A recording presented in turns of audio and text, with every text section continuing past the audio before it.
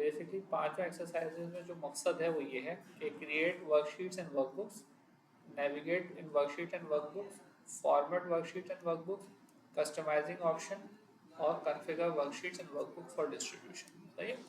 तो सबसे पहला वाला बहुत ही आसान ऑब्जेक्टिव है, 1.1 ही आ गया।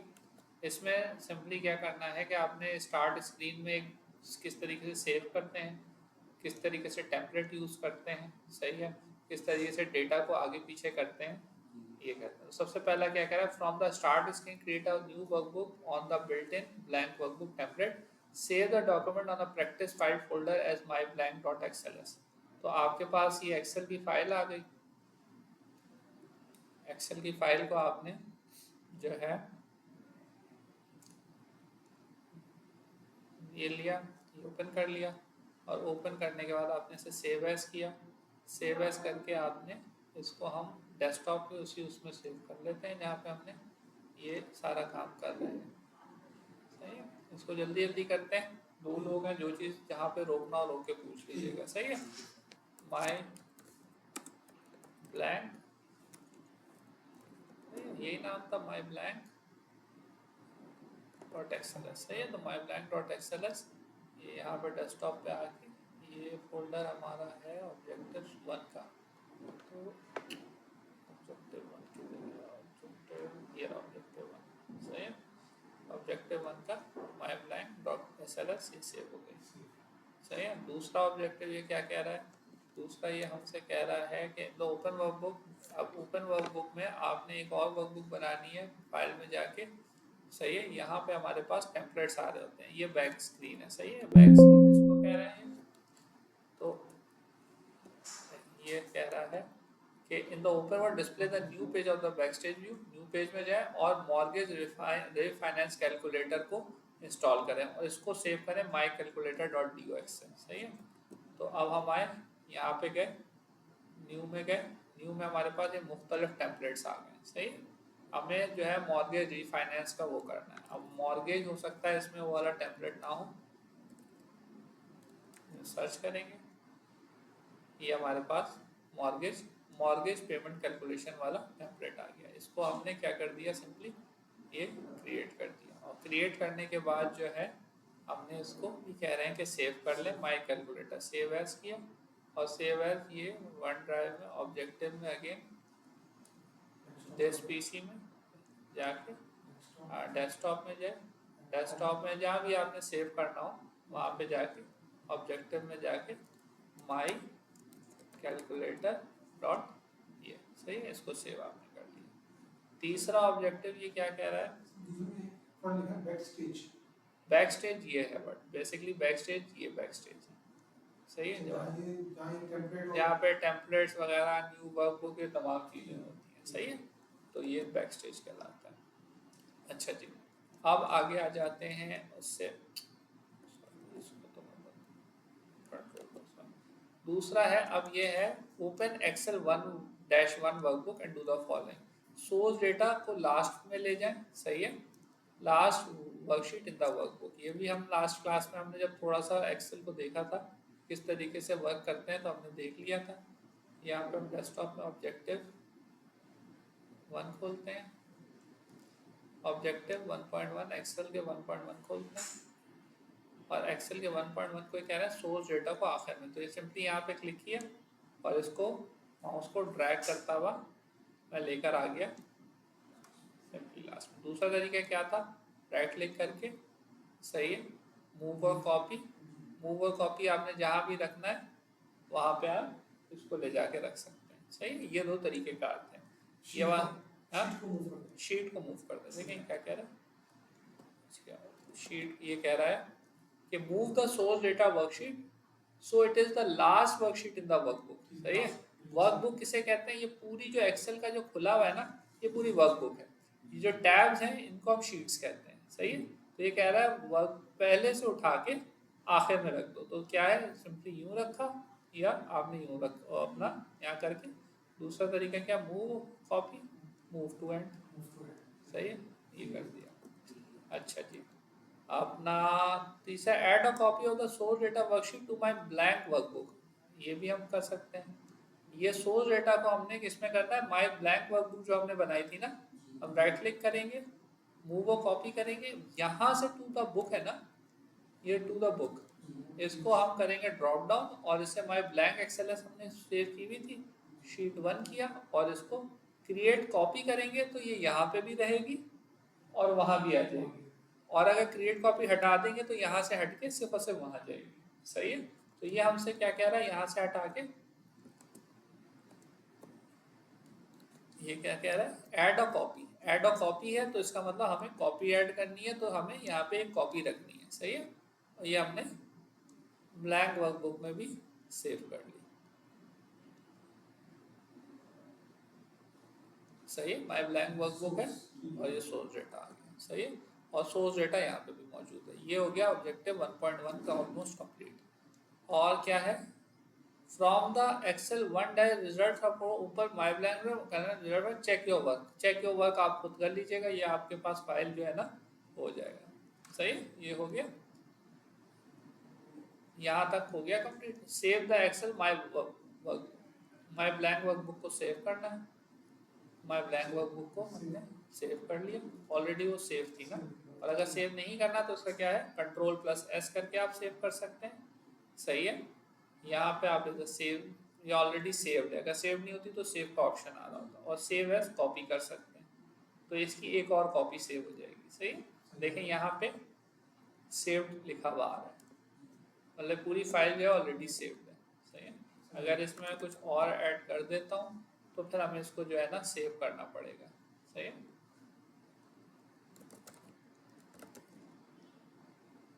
ये इसको ये ऑलरेडी सेव कर रहा है, ये आपके उसमें नहीं करेगा क्योंकि 365 है, लेकिन ये आपके उसमें आपको सेव का ऑप्शन इसमें रखना पड़ेगा, फाइल सेव अ कॉपी। सही, और ये हो गया। चलिए, ये क्लियर हो गया ऑब्जेक्टिव, आगे बढ़े। अब आ जाते हैं ऑब्जेक्टिव 1.2 पे।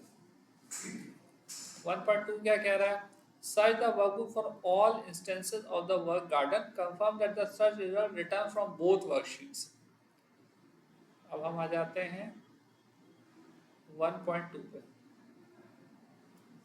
ऑब्जेक्टिव आपने इसी बुक से, ये वही बुक है, देखें वो ये बुक है, बुक में पूरा पढ़ाते हैं और उस बुक के आखिर में उसके क्वेश्चन एंड आंसर्स आते हैं।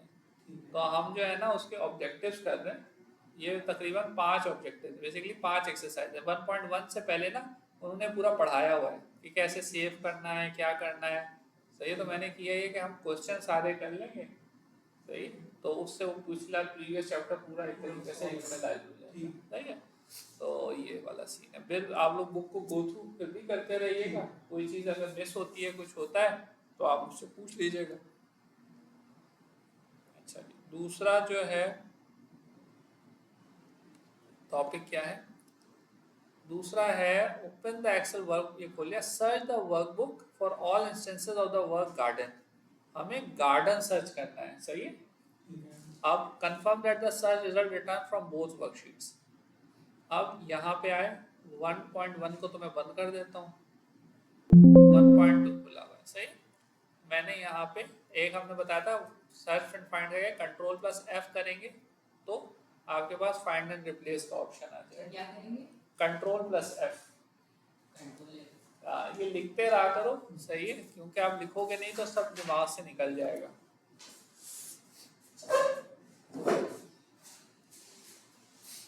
अच्छा जी, दूसरा तरीके का ये, यहाँ पे ना आप देखें एडिटिंग में ऑप्शन आ रहा है मैग्नीफाइंग ग्लास का। सही है, यहाँ से भी आप चीज़ों को फाइंड कर सकते हैं, फाइंड करेंगे तो यहाँ पे आएगा। अब फाइंड में यहाँ पे 2-3 ऑप्शन होते हैं, एक तो ये है आपने फॉर्मेट करना है, एक होता है मैच केस, एक है मैच इंटायर सेल कंटेंट्स। सही, एक है with in sheet, search by rows है, सर्च बाय फॉर्मूलाज है। सही, अभी हमें वो सिर्फ क्या कह रहा है, गार्डन सर्च करो।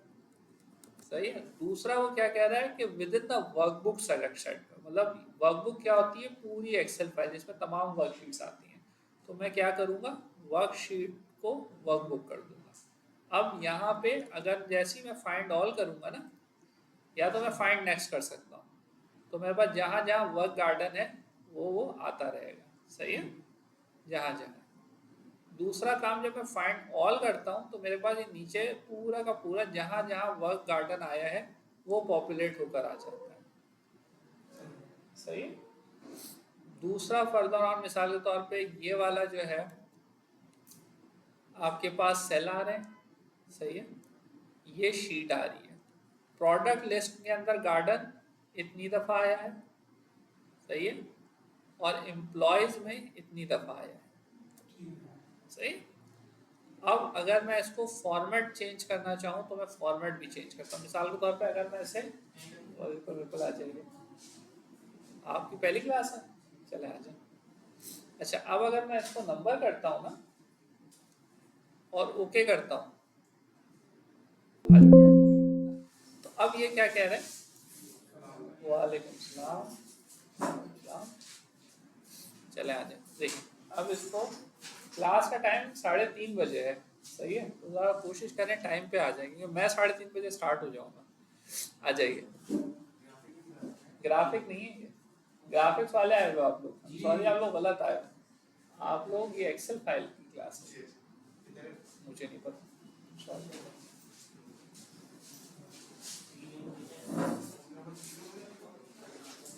बिला थोड़ी लगा दी है, तो एनीवेज जो है वो वर्कबुक। अब देखें यहाँ पे फॉर्मेट जब मैं चेंज कर रहा हूँ ना तो फॉर्मेट से आपकी चीज़ वो गायब हो जाएगी, तो आप जनरल रखेंगे, फाइंड ऑल करेंगे तो फाइंड आ जाएगा। अब आ जाते हैं दूसरे उस पर। अब दूसरा क्या क्या है, search the workbook for the text that is formatted with a white font. मिसाल के तौर पे वर्कबुक पे मैंने कहीं ना कहीं, ये तो क्लियर हो गया, आप लोग वर्ड बुक पे मैंने कहीं ना कहीं लिख के और उसको क्या किया है, हाइड कर दिया।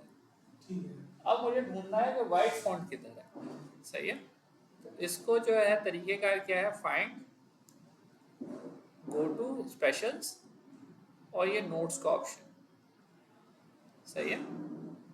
नोट्स आप करेंगे तो आपके पास नोट्स जो है वो आ जाएंगे। नोट्स क्यों नहीं आ रहे, तो ये आ रहा है, नोट नहीं है, नोट्स में नहीं होगा, ब्लैंक्स में होगा मेरे ख्याल से। अच्छा सॉरी, ये फाइंड भी नहीं है, फॉर्मेट में होना चाहिए फिर, किसमें, कंट्रोल फॉर्मेट इधर, फॉन्ट बिल्कुल सही, जनरल में आके फॉन्ट्स में आके फॉन्ट्स में कलर जो है वो हम कर देंगे वाइट और इसको ओके करेंगे, फाइंड ऑल करेंगे तो हमारे पास ये ऑप्शन आ जाएगा, कलर वाइट है। इसका नेक्स्ट, हाँ मैंने भी किया था लेकिन वो क्यों नहीं आ रहा, नहीं मैंने किया तो था, शायद डिलीट कर दिया गया। इसी में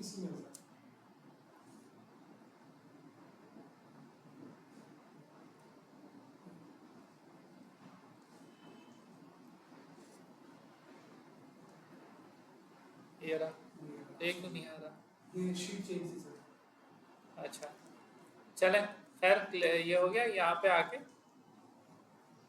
फॉर्मेट में जाके आपका कलर और ओके करेंगे तो आपके पास वो चीज़ आ जाएगी। हाँ हाँ हाँ ले ले क्या लेना है? ये आगे करके इसमें पीछे। अच्छा लीड निकाल दिया, सॉरी मैं समझा चेंज नहीं है, मैं निकाल देता हूँ, समझेंगे। ये आपका ऑप्शन हो गया, सही है। अच्छा जी, अपना ये हो गया। अब change the colour to orange to show what that you found it, ये हमारे पास आ गया था। फॉर्मेट में जाके वाइट को ओके, वर्कबुक, अच्छा मैंने वर्कबुक किया था सेलेक्ट, वो वाला क्यों नहीं आ रहा? फाइंड आल में नहीं है। सर वो वाला फाइंड ऑल में नहीं आ रहा ना, या तो वैल्यूज के लिहाज से करें ये या नोट्स के लिहाज से करें। तो खैर इसको हमने यहाँ पे करके इसका जो है कलर, वालेकुम सलाम, एक्सेल या ग्राफिक डिजाइन बराबर में, जी जी जी, तो आपने इसको ऑरेंज कर दिया। फर्दर ऑनवर्ड्स क्या है, move to the first cell that contains a comment, ये तो हमने कर लिया था। देखिए यहाँ पे गो टू में जाके, गो टू स्पेशल में नोट्स में जाके और ओके करेंगे। यहाँ कोई नहीं, यहाँ पे गो टू स्पेशल में जाके नोट्स में ओके, तो यहाँ पे ये कमेंट आ गया। गो टू द फर्स्ट उसने कहा था, ये आपका कमेंट आ गया, दूसरा ऑटोमेटिकली हाईलाइट हो गया। अच्छा जी, ये हो गया। अब move the move to the cell range named berry bushes, move to the cell name berry bushes, सही। कंट्रोल इसमें जो है फिर अगेन आप गो टू पे कर सकते हैं, बेरी बुशेस में गए, ओके किया, तो आपके पास ये दो बेरी बुशेस आ गए। फिर आपने ये कर लिया। फर्दर ऑन क्या करना है, move to self F13, F13 के लिए एक तो फिर गो टू, सही है, यहाँ पे F13 लिख देंगे, सही है। और तीसरा क्या है, create a live hyperlink from F13 to berry bushes cell range, hyperlink क्रिएट करना है, ये हमने डिफाइंड में लास्ट टाइम कर लिया था, सही है। ये हो गया, बेरी बुशेस को हमने हाइपरलिंक क्रिएट करना है, तो यहाँ से आके इंसर्ट से लिंक से भी हम कर सकते हैं और राइट क्लिक करके लिंक से भी कर सकते हैं, सही। यहाँ पे place in this document, defined name हमारे पास हैं, डिफाइंड नेम कौन सा है, बेरी बुशेस ऑलरेडी है, ओके करेंगे। अब जैसे इस पर क्लिक करेंगे उस लोकेशन पे उस लोकेशन पे चले जाएंगे, सही है। अब move to the cell at the intersection of the last active row and column in the worksheet, हमें जो लास्ट एक्टिव रो है ना उसके इंटरसेक्शन पे जाना है, सही है। मिसाल के तौर पे हमें नहीं पता कि लास्ट रो इसमें कौन सी है, तो एक तो तरीक़ाकार ये होता है कि आप जो है कंट्रोल इधर गए और कंट्रोल डाउन, तो जब लास्ट पे आ जाते हैं, सही, उसका जहाँ जहाँ एंड हो रहा है ना वहाँ आ जाए, और जहाँ पे बेसिकली कंटिन्यूस चल रहा है, कंट्रोल आउट सही, वहाँ से आ जाएंगे। लेकिन अगर ब्रेक हो रहा है तो क्या करेंगे, कहाँ पे शीट खत्म हो रही है, उसके लिए अगेन होम पे, अच्छा कंट्रोल जी पे आप गो टू पे डायरेक्ट जा सकते हो, फिर स्पेशल करके, सही है, यहाँ पे ऑप्शन आ रहा होगा लास्ट सेल की तरह मुझे नहीं दिख रहा, लास्ट कॉलम में ये लास्ट सेल आ गया, सही है। और अब इसे ओके करेंगे तो आप लास्ट सेल पे आ गए, लास्ट सेल है उस टेबल की लास्ट उस टेबल के लास्ट जहाँ तक डेटा होगा, जहाँ तक डेटा, सही, ये हो गया।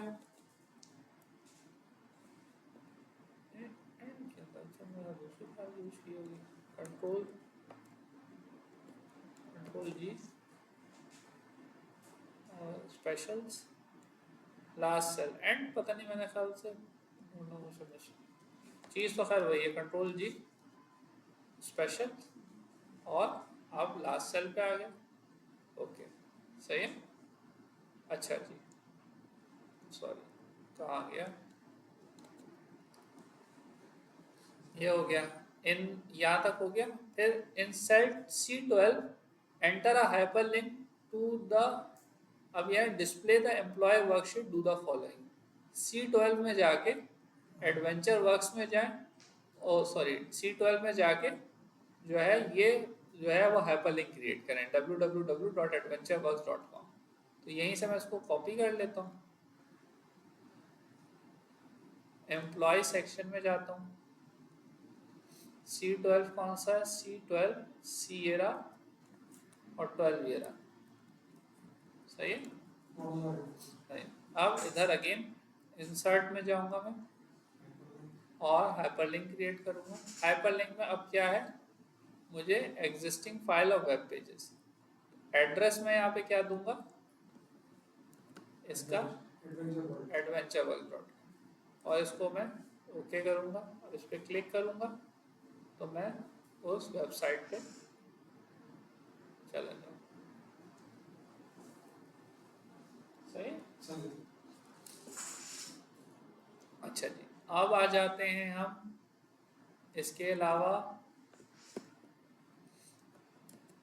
तो भाई क्या हो गया, 1 पॉइंट, अच्छा कंट्रोल 1, दूसरा क्या कह रहा है, edit the hyperlink so that the set displays please visit our website. ये कह रहे हैं कि ये हाइपरलिंक ना शो, सॉरी ये यूआरएल शो ना हो, उसके बजाय हाइपरलिंक में please visit our website show. तो अगर आपको याद हो तो हमने इसको राइट क्लिक करके भी एडिट हाइपरलिंक किया था, और यहाँ पे हमारे पास एड्रेस का ऑप्शन है, उसी के ऊपर टेक्स्ट टू डिस्प्ले आ रहा है, सही है। तो टेक्स्ट टू डिस्प्ले में भी वेबसाइट आ रही है, इसको सिंपली हम क्या करेंगे, डिलीट करके कर देंगे प्लीज विजिट आवर वेबसाइट, सही है, और इसको कर देंगे। ये हो गया आपका ऑब्जेक्टिव, सही है। और अच्छा ये फिर ये हो गया, save the workbook 1-2 open work to result, मतलब ये सेव तक आ गया, मतलब ये ऑब्जेक्टिव 1.2 भी हो गया। अब आ जाते हैं 1.3 पे, यहाँ तक क्लियर है। 1.1 बड़ा सिंपल है, इसी वजह से जल्दी जल्दी चल रहा है। अच्छा जी, 1.3 का प्रैक्टिस टास्क क्या, open workbook Excel 1-3 workbook and do the following. अच्छा जी, इसको मैं कर दूँ बंद। अच्छा ये ऑटो सेव हो रहा है ना, लेकिन 2013 या 16 में ना ऑटो सेव का ऑप्शन नहीं होता, तो वो आप लोग ने 365 चल रहा है। मैं हाँ ये स्टैंड अलोन जो घर में एक्सेल डालते हैं, उसमें 365 यूज कर सकते हैं। उसमें 365 आप यूज नहीं कर सकते, वो 2019 तक आता है। 365 तो ये है कि आपके पास जो है ना बेसिकली कि आप क्लाउड बेस हो गए हो, लेकिन 365 के जो डिफरेंट ऑप्शन है वो आप यूटिलाइज कर सकते हैं। 2019 में होते हैं शायद, जैसे कॉर्पोरेट में इस्तेमाल हो रहा है 365 होता है। कॉर्पोरेट में 365 होता है।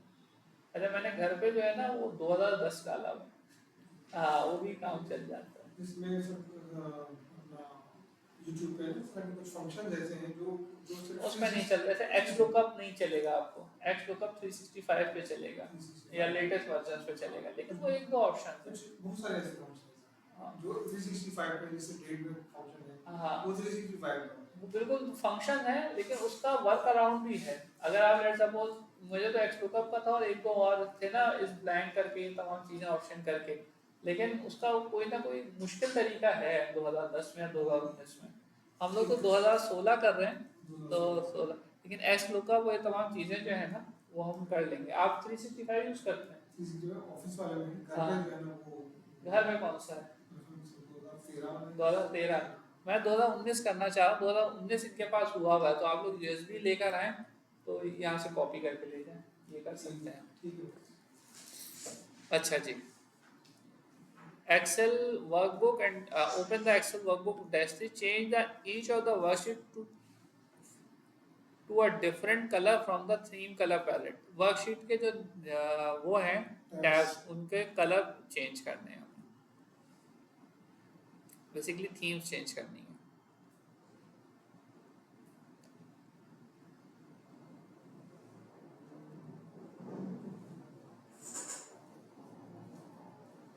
थीम्स का ऑप्शन कहाँ होता है? एक व्यू में होता है। उसका राइट क्लिक से हो जाए। नहीं राइट क्लिक होता है, लेकिन मैं यहाँ से ऑप्शन देखना चाह रहा हूँ। यहाँ पे हमारा पेज लेआउट पे ये आ गया, पेज लेआउट पे होता है, सही है। तो ये डिफरेंट थीम्स पे गए, हमारे पास डिफरेंट थीम्स आ गई। ये कह रहे हैं कि हर उसका थीम चेंज कर दें, सही है। हर शीट का जो है वो change tabs with different color from the theme color palette. सही है. ठीक है. Apply the retrospect theme to the workbook. Verify the workbook tab color change. Retrospect हमें इसमें लगाना है. सही है. यहाँ पे क्या themes में, यहाँ पे retrospect ये आ रहा है. सही है. retrospect को किया, ये सब पे आपका retrospect आ गया. सही है. अब तीसरा आ गया, change the worksheet name from January February March April to period 1 period 2 period 3 period 4. इसके 2-3 तरीके हैं. सही है. एक तो सिंपलेस्ट है, डबल क्लिक किया, पीरियड 1 कर दिया. सही. दूसरा है राइट क्लिक करके रीनेम कर दिया. पीरियड 2 पीरियड 3 पीरियड 4 पीरियड 5 आप लोग खुद ही कर लीजिएगा मेरे ख्याल से. समझ में तो आ गया.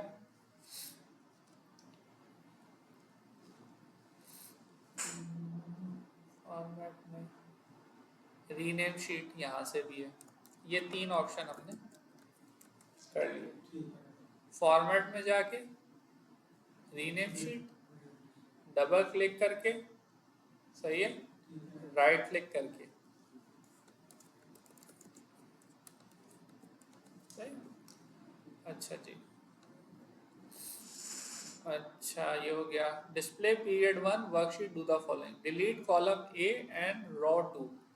कॉलम ए और रॉ 2 को डिलीट कर दें. कॉल पीरियड 1 पे गए, कॉलम ए को हमने राइट क्लिक करके यहाँ से डिलीट कर दिया और रॉ 2 को हमने यहाँ से राइट क्लिक करके डिलीट कर दिया, वरना यहाँ से इसके ऑप्शन है. सही है. डिलीट सेल्स का. सही है. अच्छा जी ये हो गया. अब दूसरा क्या करना है भाई, configure the worksheet to print at a landscape orientation. Display the print preview of the worksheet to verify the same thing. हमें जो लैंडस्केप ओरिएंटेशन है ना उसको, सॉरी प्रिंट हमें करना है लैंड पोर्ट्रेट से, हमें करना है लैंडस्केप ओरिएंटेशन को. तो यहाँ से आके यहाँ पे आके आपको पेज लेआउट का ऑप्शन मिलेगा. ओरिएंटेशन पे आप आके इसको सिंपली लैंडस्केप कर देंगे. चेक कैसे करेंगे, आसान तरीका ये है, Ctrl+P करके आपको पता चल जाएगा. सही है. ओरिएंटेशन आप यहाँ से भी चेंज कर सकते हैं बाय द वे. सही है. और लैंडस्केप. एक चीज़ और है जो कि मैं करता हूँ मिसाल के तौर पे, वो व्यू में जाके अगर आप पेज ब्रेक रिव्यू कर लेते हैं ना, तो कभी बार कुछ कट के आ रहा होता है प्रिंट में. सही है. तो ये देखें, ये पोर्शन क्या होगा, ये लैंडस्केप को इतना प्रिंट करेगा और फिर ये इतना करेगा दूसरे पेज पे. तो अब इसको सिंपली ड्रैग करके यहाँ पे ले आए, तो अब ये पूरा का पूरा पेज जो है वो करेगा. हाँ हाँ. एक ये जो वाली थी ना 5 कॉलम नंबर n, वो अलग प्रिंट कर रहा था. तो आप इसको सिंपली व्यू में जाके पेज ब्रेक रिव्यू करेंगे तो ये चीज़ सही हो जाएगी. ये वाला आपने कर लिया. 2 ऑप्शन देख लिए हमने, एक पेज लेआउट में और एक Ctrl+P करके. सही है. अच्छा जी. Create a header that will print on all pages of the worksheet. सही है. In the left header section, enter the current date property. In the center section, enter the file name property. In the right section, page number. अब हमें header and footer देखना है. header and footer किस में होगा, insert में होना चाहिए उसूलन. तो सही है. ये आ गया. सही है. दूसरा ना मिले तो सबसे आसान तरीका header and footer. सही. अच्छा जी. हेडर एंड फुटर में जब हम आएंगे इंसर्ट में और हेडर एंड फुटर पे करते हैं, पेज लेआउट पे आ जाते हैं. मुझे जो है अब हेडर का ये और ये और ये और ये तमाम चीज़ें चेंज करनी है. इसको मैं कैसे करूँगा,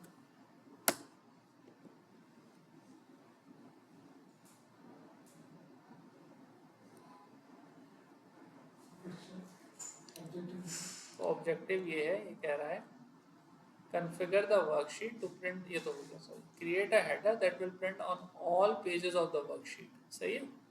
हमें हेडर एंड फुटर चाहिए देखिए all pages of the worksheet में प्रिंट करें।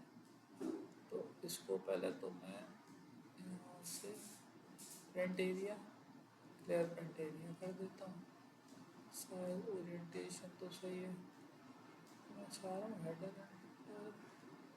हेडर में आप लिख दें सर वो तो मैं तो आता है, वो तो इस तरीके से हो जाएगा कि यहाँ पे फाइल नेम आ जाएगा एट फाइल नेम, सही है। नहीं मैं चाह रहा एक ऑप्शन इसमें था ना ऑटोमेटिक का था, ये कस्टमाइज इंसर्ट में फील्ड हेडर एंड फुटर वाला ना कर्सर वहाँ रखें तो field insert field insert field insert नहीं आ रहा, सर मेन्यू मैं होम से था, ये जो था फॉर्मेट सेल्स में आ गया, नहीं इसको मैंने देखा नहीं।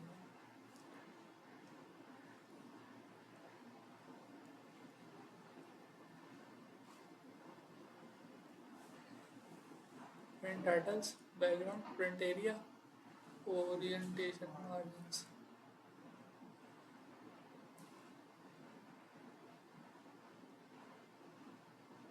डेटा में तो नहीं है, पेज लेआउट में ही था या ड्रॉ में इंसर्ट में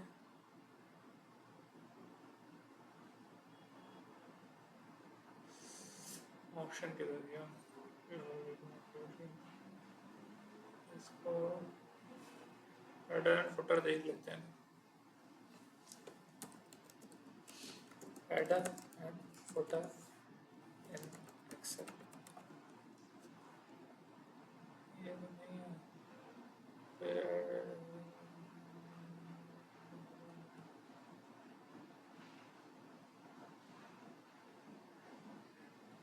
अरे यार ये देखें ना, हेडर एंड फुटर इसमें होगा ना, तो पढ़ रहे हैं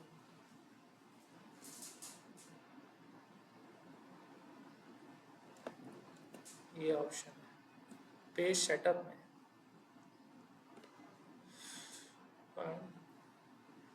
और कंट्रोल प्लस पी कर दिया और पेज सेटअप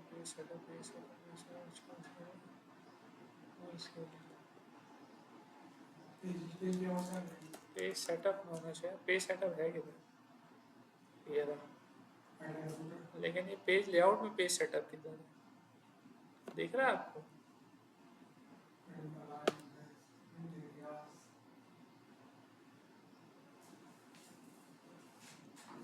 अगर आप हेडर एंड फुटर फिलहाल पेज सेटअप से ले लेते हैं तो इसको मैं देख लेता हूँ कहाँ से आ रहा है। पेज सेटअप में जाके आप हेडर एंड फुटर में जाएंगे, यहाँ से कस्टमाइज हेडर करेंगे, लेफ्ट सेक्शन में वो क्या कह रहा था, the print with the dialog box launcher, page layout tab in the page setup group, click dialog box launcher,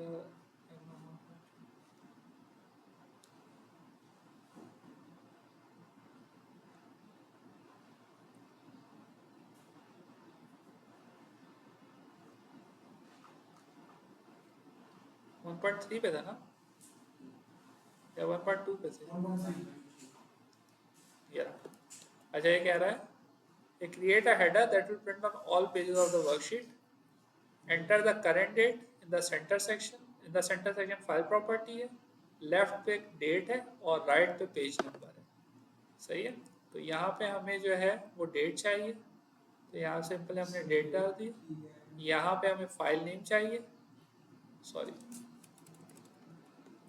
यहाँ पे हमें फाइल नेम चाहिए, तो यहाँ पे हमने फाइल नेम कर दिया, और यहाँ पे हमें पेज नंबर चाहिए, तो यहाँ पे हमने स्टार्ट पेज नंबर कर दिया और इसको कर दिया ओके, और इसको कर दिया ओके, तो हमारे पास ये पेज नंबर और ये फुटर आना शुरू हो गया, सही है। अच्छा जी ड्रॉ प्रिंट एरिया व्यू ये रहा पेज लेआउट, सही है। पेज लेआउट में अगर आपने आना है सही, तो यहाँ पे पेज लेआउट में ही आप क्या बता जाए, सही है, व्यू सही है।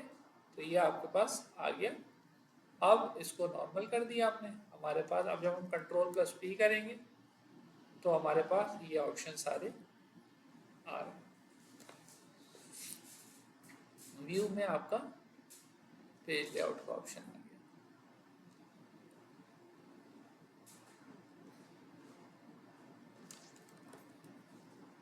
पेज सेटअप का, पेज सेटअप की तरह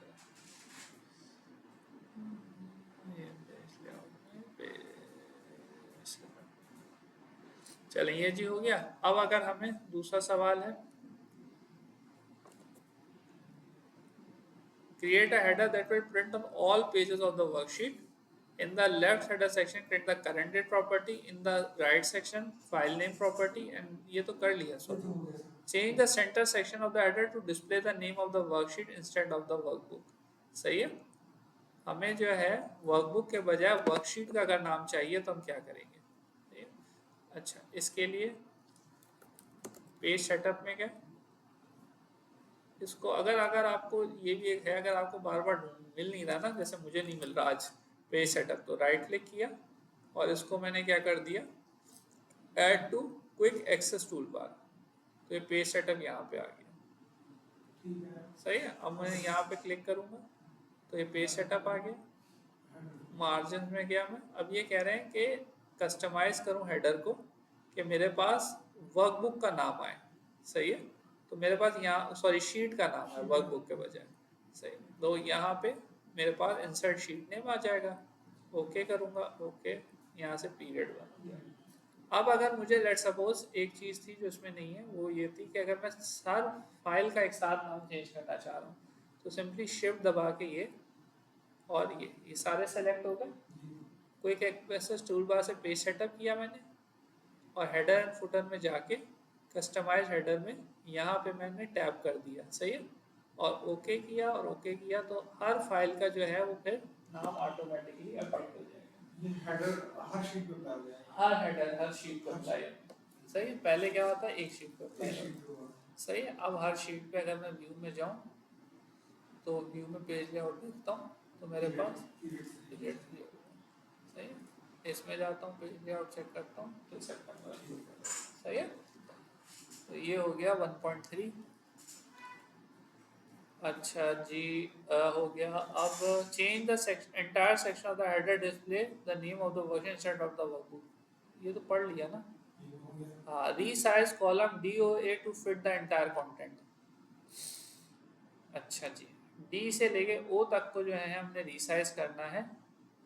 पीरियड 2 में जाना है, डी से लेना है ओ तक और इसको हमें वो करना है। सही है। तो ऑटो फिट कहीं पे आ रहा है, फॉर्मेट में होता है शायद ऑटो फिट। सही है। ऑटो फिट कर दें, auto fit row and height. सही है। इसको जैसे मैं क्लिक करूंगा तो ये automatically row and height fit हो गई। Auto fit column fit. सही है। ठीक है। ये हो गया। अब ये कह रहे हैं कि इन्होंने सी छुड़वाया था। सही है। तालिब आपकी भी समझ में आ रहा है, आसान है। सही है। ड्रैग एंड ड्रॉप है। अभी आप लोग प्रैक्टिस करोगे बैठ के तो हो जाएगा फर्दर क्लियर। सही है। अब ये फर्दर क्या कह रहे हैं, अच्छा इसका एक आसान तरीका भी होता है जो हम लोग जुगाड़ करते हैं, उस सर को शायद पता होगा। मिसाल के तौर पे फाइल का साइज अगर अलग अलग है तो हम सबको हाईलाइट करते हैं और एक को ड्रैग करते हैं, बाकी ऑटोमेटिकली खुद को खुद ड्रैग करते हैं। सही है। ये हम लोग करते हैं, लेकिन अभी हम वो कर रहे हैं जो उसने बोला है। सही। Ctrl+G इसको फर्दर कर देते हैं। हमने क्या किया था, डी से लेके शिफ्ट दबा के सॉरी डी से लेके इसको ओ तक सेलेक्ट किया और जो है ना, असल में पावर भी है और एक्सेल कभी कभार मिक्स हो जाता है, तो इसको शिफ्ट दबा के नहीं करना है, इसको सिंपली पकड़ के ड्रैग करना है माउस के थ्रू। और फिर क्या करना है, हमने होम में जाके फॉर्मेट में जाके ऑटो फिट कॉलम विड्थ। सही। अब सी रह गया। सी का इन्होंने कहा है question, check the width of column D and then set the column C to the same width। सही है। डी की क्या कॉलम विड्थ है, यहाँ आएंगे फॉर्मेट में। सही है। कॉलम विड्थ चेक करेंगे क्या है, 6.78। यहाँ पे आएंगे, फॉर्मेट में आएंगे, कॉलम विड्थ इसकी भी 6.78, मैनुअली हो गया। ये उसकी वैल्यूज इवन हो गई। सही है। अच्छा जी,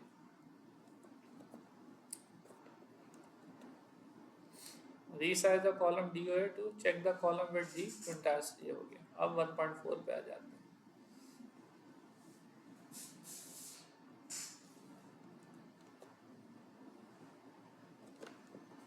सॉरी, अब नहीं होगा इसका। ये हिल रहा है बार बार, पता नहीं है।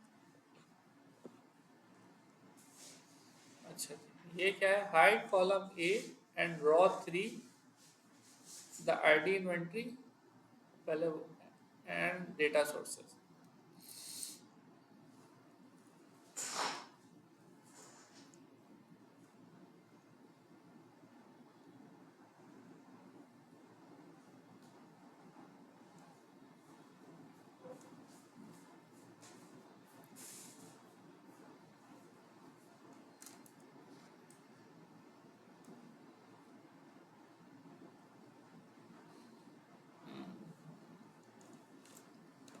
Hide column A and row 3।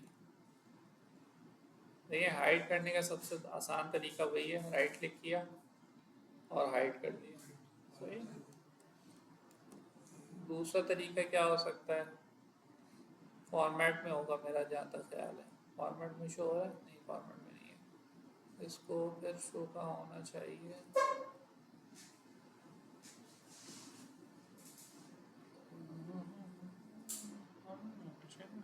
हाँ, ये रहा ना हाइड। सही है, हाइड रॉज एंड कॉलम। सही है। तो यहाँ से मैंने हाइड कॉलम कर दिया और रॉ 3 को भी हाइड करना है। रॉ 3 बोला था ना उसने, तो यहाँ से भी मैं इसको हाइड कर सकता हूँ। दूसरा मैं कहाँ से हाइड कर सकता हूँ? अगेन फॉर्मेट में हाइड से देके हाइड रॉस कर सकता हूँ। सही है, दो ऑप्शन हो गए। दूसरा क्या आ गया? Add the calculator button which is not on the ribbon tab to the quick access toolbar. Make it the leftmost button and then insert a separator between the other buttons. ये कह रहा है कि कैलकुलेटर का button लो, सही है, और उसे क्विक एक्सेस टूल बार में ऐड करो। Make it the leftmost button and insert a separator between it and other buttons. Quick access tool bar क्या होती है? क्विक एक्सेस टूल बार जैसे हमने ये बनाई हुई है, सही है। इसको मैं कर देता हूँ hide quick access tool bar. अभी जिस साल का कुछ ऑप्शन हमें ढूंढने पड़ रहे थे ना, और या कुछ ऑप्शन हमें बार बार यूटिलाइज करने पड़ रहे थे, तो हम उसे क्या करते हैं? क्विक एक्सेस टूल बार में डाल देते हैं कि बार बार हम इधर जाएं उधर जाके ना करें। तो हम क्या करेंगे? सिंपली राइट क्लिक करेंगे रिबन पे और यहाँ तो क्या होगा? ऐड टू, सबसे पहले करेंगे show quick access tool bar. सही है, ये डिस्प्ले होगा। यहाँ से आप सिंपली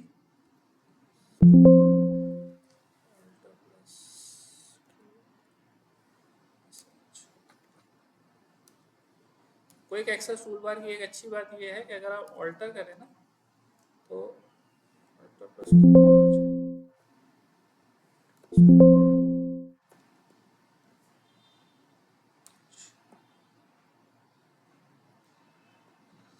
ये देखें, अगर आप 1 2 3 4 दबाएंगे तो उससे भी एक्सेस हो जाएगा ऑल्टर, अगर कीबोर्ड से एक्सेस करना चाहें तो ऑल्टर एच से। सही है। तो ये हो गया, या सिंपल ऑल्टर दबाएंगे तो आपके पास आ जाएगा। सही है। और फिर 1 सेव, ऑल्टर, 4 पेज सेटअप हो गया। सही है। तो आपका ये क्विक एक्सेस टूल बार का ये भी आसानी, अगर आप माउस यूज ना करना चाह रहे हैं और लैपटॉप से या कंप्यूटर से कंप्यूटर करना है तो ऑल्ट दबाएं और जो जो चीज़ें आप पॉपुलेट कर रहे हैं वो यहाँ तक आ जाएंगे। अब आ जाते हैं हम क्वेश्चन पे। राइट क्लिक किया, हमें कैलकुलेटर लेकर आना है, तो कस्टमाइज दिस रिबन किया। जैसे ही कस्टमाइज दिस रिबन किया, यहाँ पे क्विक एक्सेस टूल बार का भी ऑप्शन है, तो मैं यहाँ से इधर आ गया। पॉपुलर कमांड से मैंने कर दिया again all commands. All commands में आने के बाद मैंने इसको कैलकुलेटर पे लेकर आया। जल्दी से ले आते हैं इसको सी पे, ABCD EF, हाँ जी CL।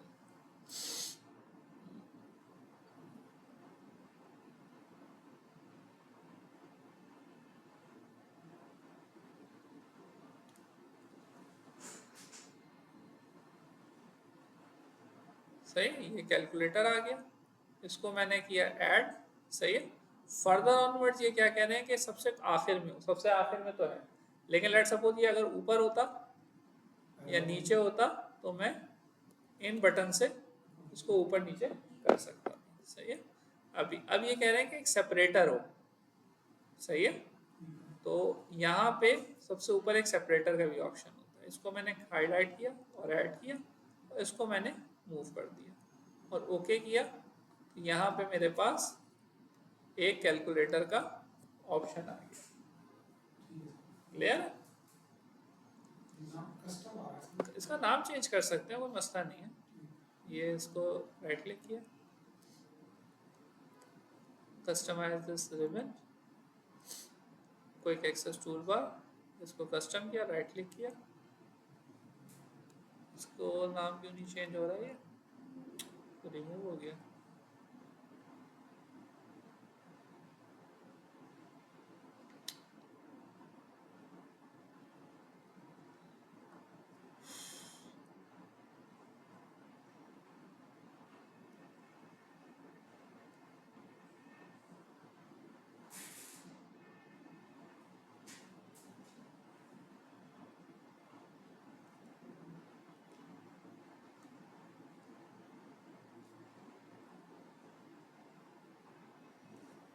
कस्टम क्यों आ रहा है?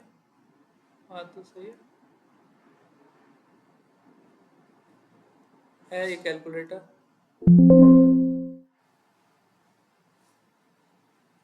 या तो हमने इसको प्लेस किया इस वजह से, चलो इसको चेक कर लेते हैं, सही है। लेकिन आइडिया जो इनका क्वेश्चन था वो तो हमने कर दिया, सही है। Hide the by product customer filtered worksheet,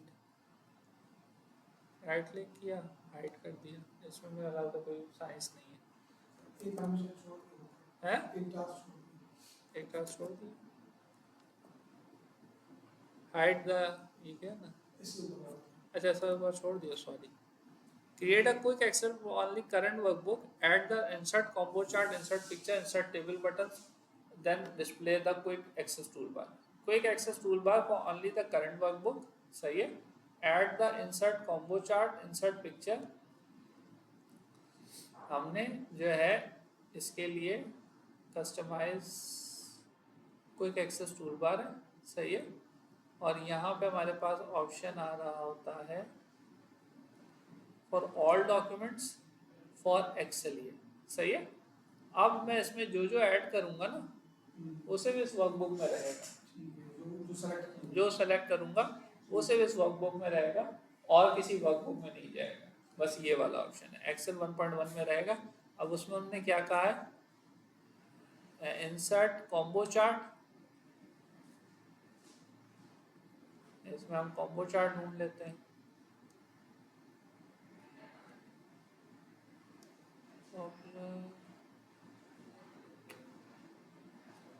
एक काम करते हैं, इंसर्ट कर,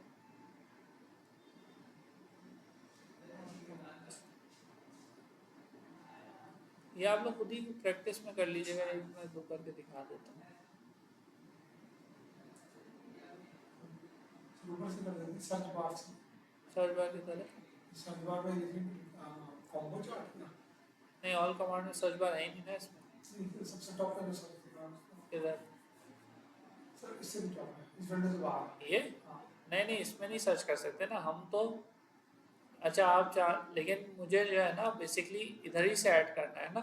अगर मैं कहीं और से ऐड करूँगा मुझे रिबन एक्सेस टूल बार में ये ऑप्शन भी तो देना है कि इस एक्सेस टूल बार पे ही रहो, इस शीट में रहो। तो फिर मैं जो है वहाँ की बात सही है, अगर मैं वैसे करूँगा तो वो तो यहाँ से हो जाएगा। इंसर्ट किया, राइट क्लिक, सारा कॉम्बो चार्ट कौन सा है इसमें, कॉम्बो चार्ट, कॉम्बो सब रिकमेंडेड चार्ट्स को मैं चाह रहा हूँ, ये चार्ट हो गया, सही है। राइट क्लिक किया, add to quick access tool bar, सही है। ऐड हो गया, हाँ ये ऐड होता चला, वो बुक का ऑप्शन, बुक का ऑप्शन उसी में होता है, सही है।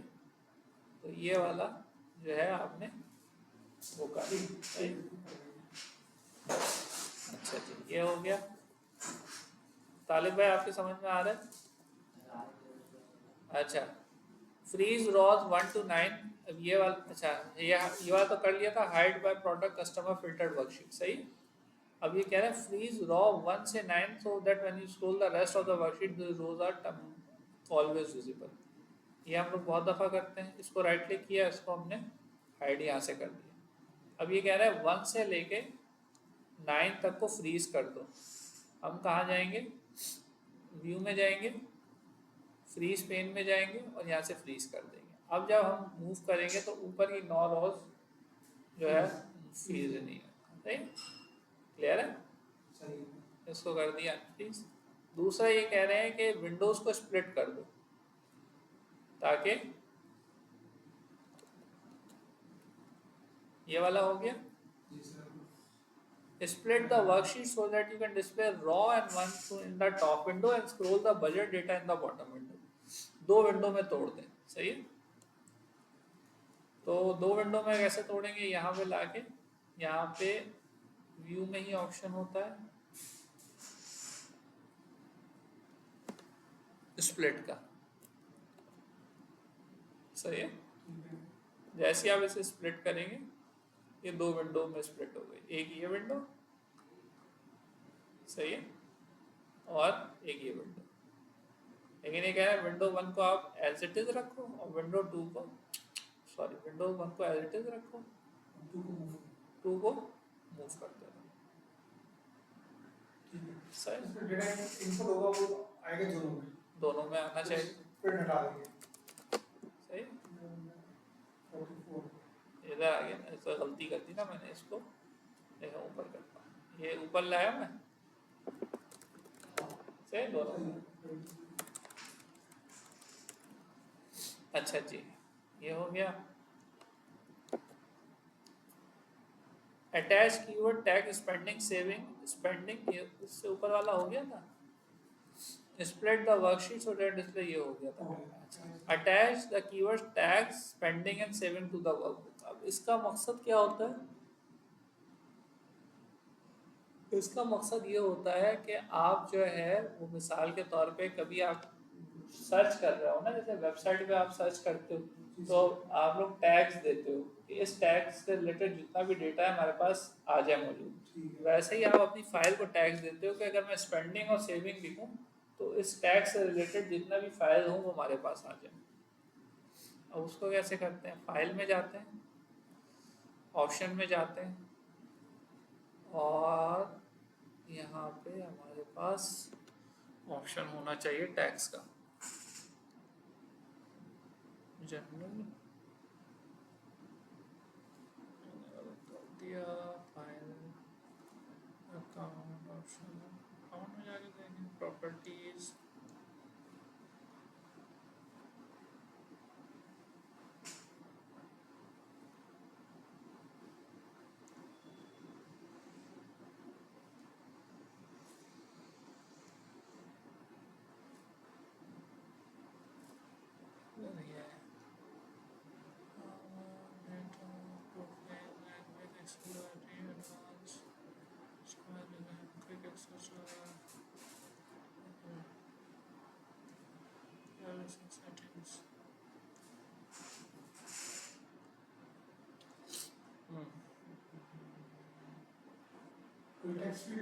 नहीं नहीं इसी में होता था, हम देख लेते हैं, इसमें देख लेते हैं इसके टॉपिक में।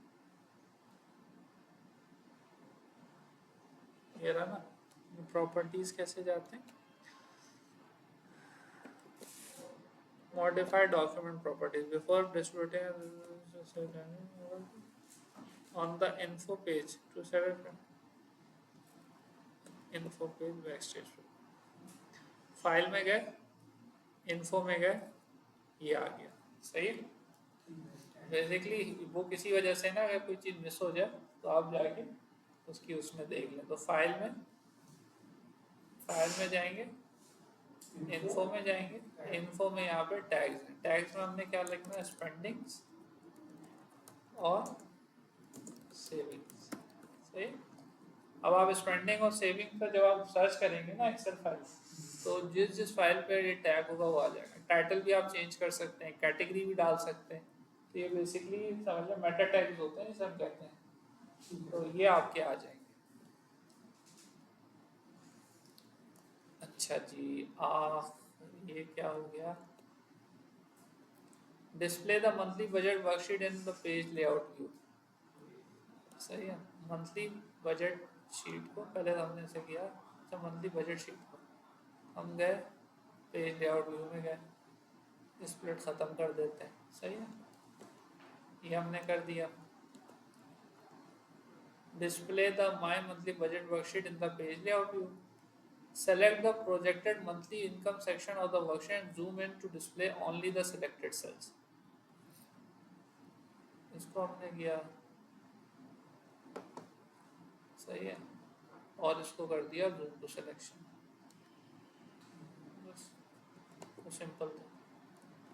ये सब बेसिकली प्रेजेंटेशन देने में, किसी को समझाने में सारी चीज़ें, क्योंकि अभी हम जो पहला चैप्टर है वो क्या है, मैनेजिंग वर्कबुक्स है। हमने सेव करना, प्रिंट करना, लेआउट करना, थीम चेंज करना, चीज़ें ढूंढना, ये तमाम चीज़ें जो है इसमें देखनी। अब आ जाते हैं 1.5 पे।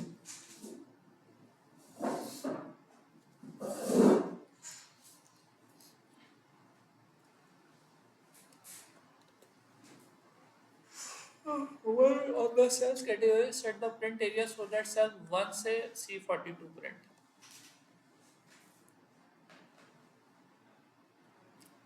वन पॉइंट फाइव एक खोल लिया।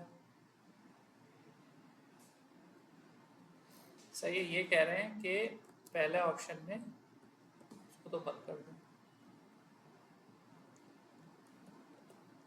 सबसे पहला option on the sales category worksheet set the print area so that only cells C1 से C42 प्रिंट। सही है, ये हम लोगों का बहुत आसान है।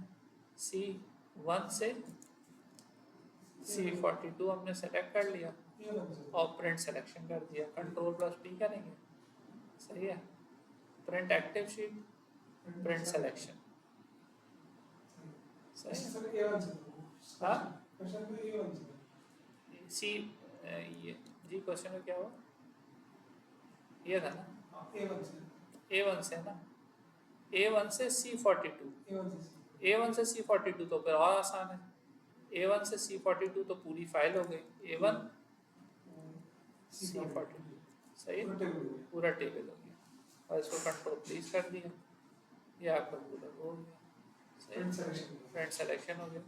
पेज लेआउट में भी आप जाके चेक कर सकते हैं, सॉरी व्यू में जाके पेज लेआउट में आप जाके इसको चेक कर सकते हैं। फर्दर ऑन, अच्छा जी, configure the page setup option to print the worksheet grid lines. सही है, अभी हमारे पास प्रिंट जो हो रही है पेज लेआउट में, हमारे पास अगर हम इसे Ctrl+P करें तो ग्रिड लाइंस नहीं आ रही। सही है, ये सिर्फ अगर खाली शीट आ रही, तो यहाँ पे मेरे पास प्रिंट का ऑप्शन मैं कर दूंगा। सही है, Ctrl+P करूँगा तो ग्रिड लाइंस भी आना शुरू हो जाएंगे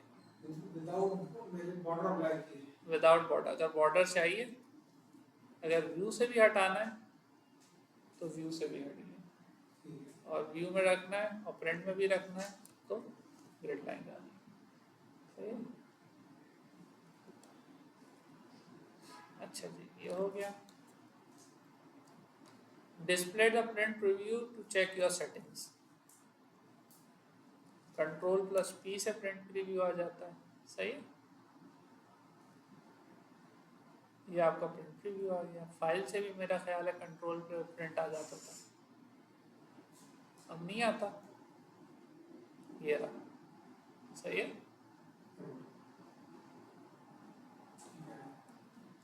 अच्छा जी, ये हो गया। सेव द वर्कबुक, ये तो हो गया, 1.5 हो गया। अच्छा, ये वाला पोर्शन, अब ये आखिरी पोर्शन जो है ना 1.5B, वो बेसिकली ये इसलिए है कि आपके पास एक्सेल का जो है वो लेटेस्ट वर्जन है, लेकिन आप किसी को भेज रहे हो उसके बाद एक्सेल का पुराना वर्जन है। सही है, तो इसमें आप एक्सेल के वर्जन को किस तरीके से जो है वो चेंज कर, जब सेव करेंगे तो आप उसमें इसका वर्जन जो है वो पुराना कर देंगे, ताकि जिसके पास पुराना वर्जन भी हो वो भी उसको यूटिलाइज कर सके। सही है, अच्छा जी, इसको कैसे करते हैं? मैंने क्या बंद कर दी क्या फाइल?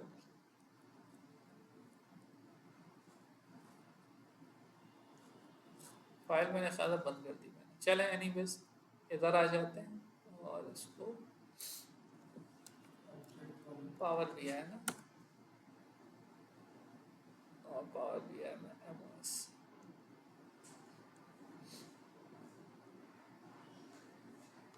अच्छा 1.5 का 15B खोल लें, 15B खोल लेते हैं।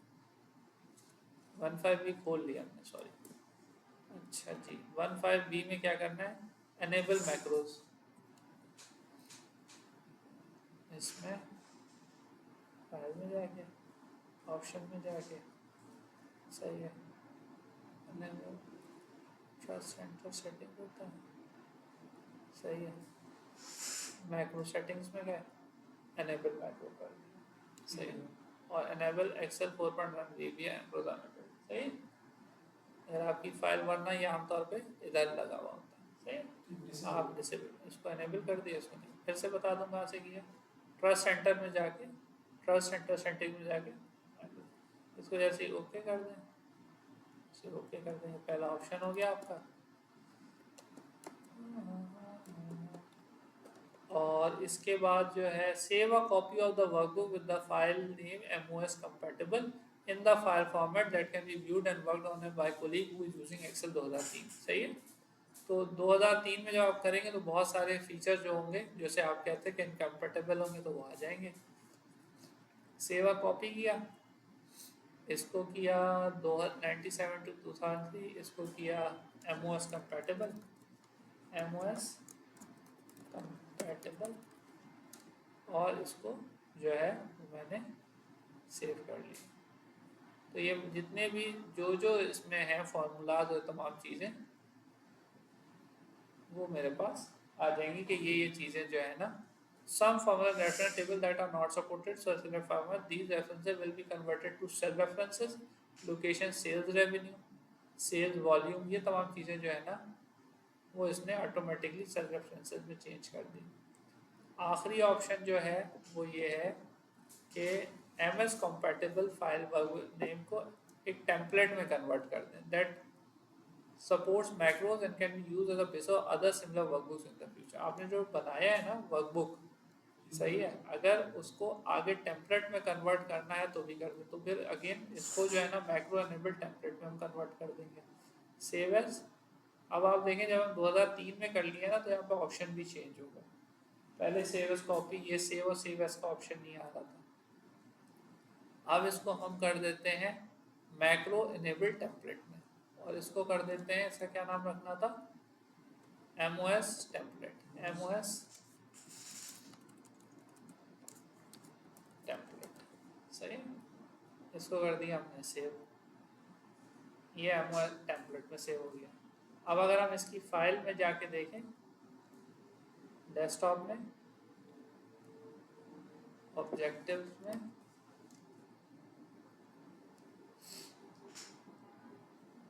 तो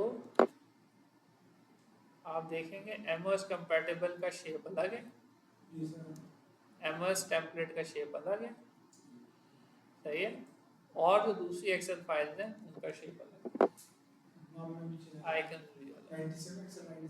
हाँ 97 आ रहा है, टेम्पलेट आ रहा है, ये सब आ रहा है। तो ये बेसिकली आज हमने किस तरीके से वर्कबुक के साथ लेयर आउट कर सकते हैं, किसी को सेव करके देना है, किसी को प्रिंट आउट करना है, लेआउट चेंज करने हैं, ये तमाम चीज़ें हमने इसमें देखी, सही है। तो इसकी प्रैक्टिस कर लें, फिर नेक्स्ट हमारा जो ऑब्जेक्टिव होगा वो हम कोशिश करेंगे। अब बेसिकली ये सिंपल चीज़ें हैं ना, ताकि हम 4-5 क्लास में एक्सेल में पूरा वर्क अराउंड कर लें, फिर हम एडवांस पे चले जाएंगे, सही है। दूसरा जो चैप्टर है manage data set and ranges और क्रिएट टेबल्स, अगर टाइम मिला तो दोनों को अगले वीक निपटा लेंगे, सही है, वरना एक तो कर लेंगे, ठीक है सर। सही है।